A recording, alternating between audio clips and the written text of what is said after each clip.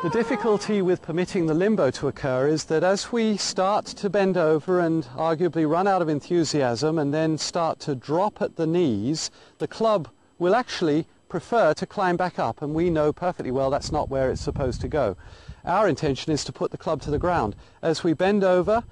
lose enthusiasm for tilting, start to introduce the knees inappropriately, the club reverses and goes up, and we suppress it and ensure that it ends up where we need it to be, which is by the ball. You had to suppress the club with the wrists and thumbs and even the shoulders to accomplish that. As soon as we start the swing, those elements which are suppressing the club and forcing it to the ground, even though its preference is to be here, immediately, like a trap, fire and relocate. And both the wrists and the shoulders re-establish the club where it should be, and unfortunately, even if we then subsequently form the swing perfectly, we're going to come around higher and above and away from us, so that we risk shanking the ball with an iron or with a wood, knocking the ball along the ground low and to the left. Those are such aggressive and unacceptable errors that we then start engaging other corrections, and of course we now have a very complex process which is unreliable.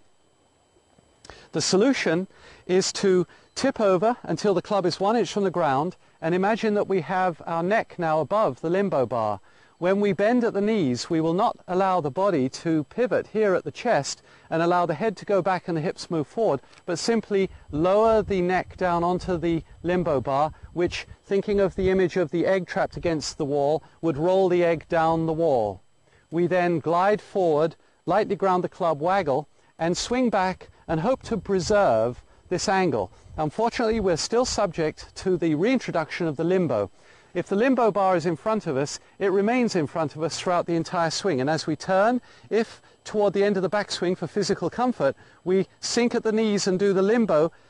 both for comfort and also as an easy way of raising the burden of the arms and club, then our body starts to do what is popularly called a reverse C and a reverse transfer of weight. And that is the least of our problems, because we're now in a position where, unless we make some fairly dramatic correction, we're going to come around with the club further from us and higher above the ground and risk what I've listed already. This can occur not only on the backswing, but also, of course, even after a good backswing in a dress position, on the follow-through. And on the follow-through, it's obviously manifest very much with the belly rising so that the belt is now above the toe, and the hands laid back on the left shoulder with the back of the hand, and the fingers of the left hand scrolling open. This usually either shanks or hits the ball weak and high and to the right, what is commonly called, or often called, a slice.